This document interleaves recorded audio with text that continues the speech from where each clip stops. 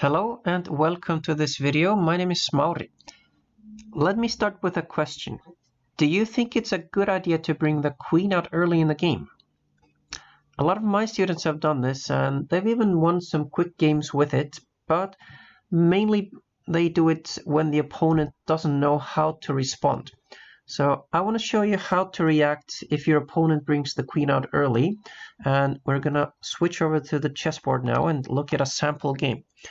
White plays e4, black plays e6, and then out comes the queen to h5. How should black react?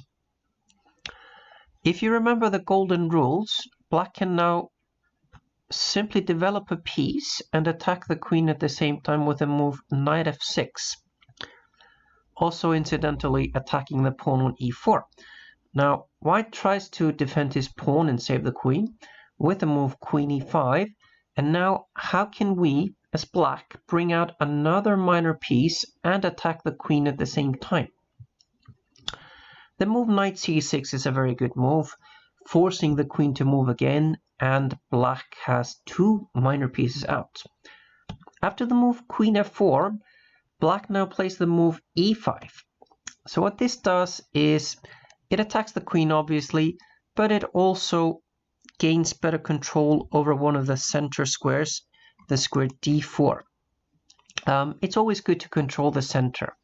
So now white's going to play a move that's not very good, but it is done so that we can see how to react.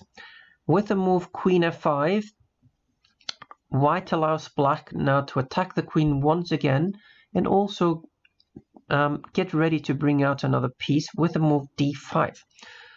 So what this does is it opens up for the bishop on c8. So we have the bishop on c8 attacking the queen, but we also have the pawn on d5 attacking the pawn on e4.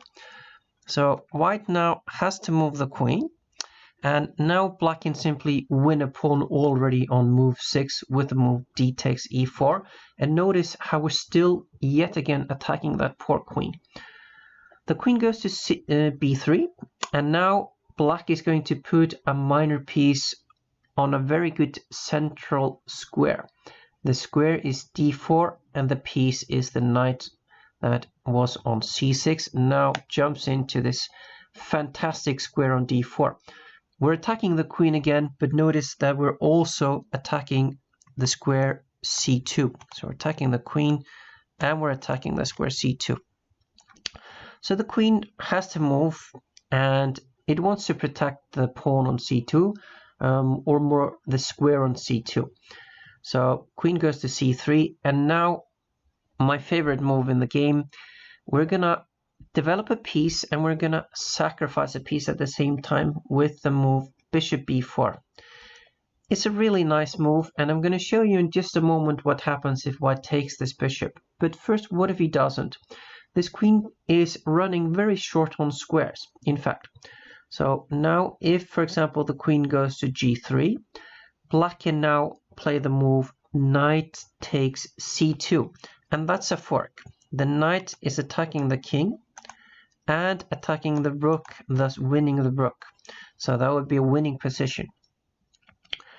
If the move, after the move bishop b4, if the queen goes to c4, then black is going to bring out his last minor piece. The bishop on c8 can now go to e6, and black can say, please, why don't you take that bishop on b4, the one that I've been offering you? Now you really should take it, but then bad things are going to happen anyway.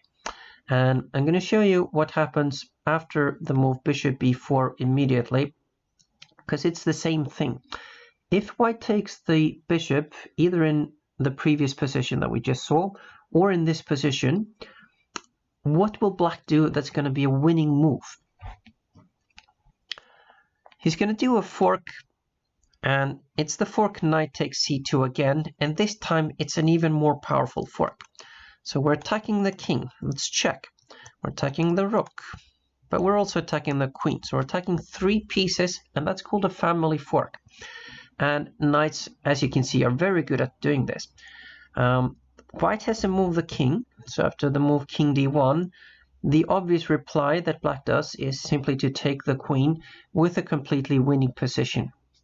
So bringing out the queen can often backfire, especially if the opponent knows how to react. So bringing out the queen, not very recommended. It can work against weaker opposition, but against strong players, it's not gonna go very well usually.